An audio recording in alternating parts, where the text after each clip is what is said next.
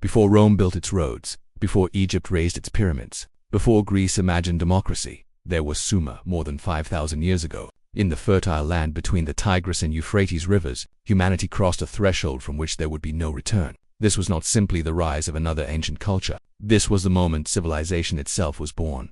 The Sumerians did not inherit their system from an older empire. They did not copy another civilization's blueprint. They appear in history abruptly, with cities already standing, writing already in use, laws already enforced, and gods already worshipped. This sudden emergence has puzzled historians and archaeologists for generations, because civilization does not usually arrive fully formed. Yet with Sumer that is exactly what seems to happen. What made the Sumerians different was not intelligence alone, but organization. For the first time in human history, people no longer lived only by family or tribe. They lived under institutions. Cities such as Uruk, Ur-Lagash, Eridu, and Nippur became dense urban centers, home to tens of thousands of people. These cities were carefully structured, divided by class, labor, and authority. Farmers, craftsmen, priests, administrators, soldiers, and rulers all had defined roles within a system larger than any individual. At the center of every city stood a ziggurat, a massive stepped temple rising above the surrounding buildings. This was not merely a religious monument, it was a symbol of power. The gods were believed to own the city, and human rulers governed as their representatives.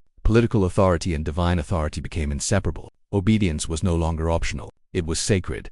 One of the most revolutionary Sumerian inventions was writing. Around 3200 BCE, they developed cuneiform, pressing wedge-shaped symbols into clay tablets. Writing did not begin as literature or philosophy. It began as administration. These tablets recorded grain rations, labor assignments, property ownership, trade transactions, and debts. Writing allowed information to exist independently of memory, transforming how power operated. Laws could now be enforced consistently. Taxes could be tracked. Resources could be controlled. For the first time, authority became permanent rather than personal.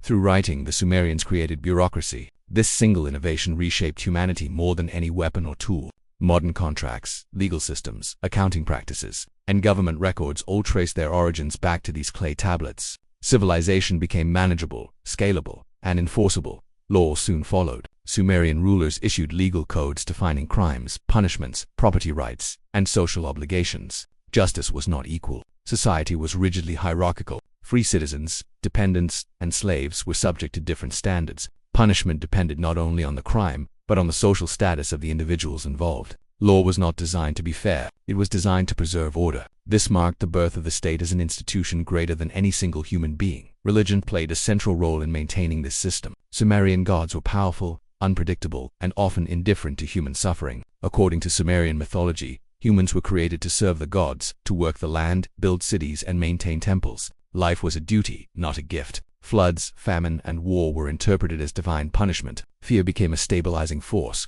These myths provided explanations for chaos while reinforcing obedience. Many of these stories did not disappear with Sumer. They were passed down, adapted, and rewritten by later civilizations. Flood myths, divine judgment narratives, and creation stories appear again in Akkadian, Babylonian, and eventually biblical traditions. The roots of Western religious thought extend far deeper into history than most realize. The Sumerians also transformed how humans understood time and space. They developed a basically numerical system, which is why modern time is divided into 60 seconds and 60 minutes, and why circles are measured in 360 degrees. They created calendars, tracked celestial movements, and laid the foundations of astronomy. Time itself became regulated, measured, and controlled. Life was no longer guided solely by nature, but by schedules, records, and systems. Technological innovation followed necessity. Irrigation canals controlled rivers, standardized weights and measures regulated trade. Early engineering techniques allowed massive construction projects to be completed with organized labor. None of this could exist without centralized authority. Civilization demanded coordination, and coordination demanded control. Eventually, the Sumerians were absorbed by stronger empires. Their language faded. Their cities fell under Akkadian, Babylonian, and Assyrian rule. On the surface, they disappeared, but their system did not. Their ideas became the foundation upon which later civilizations were built.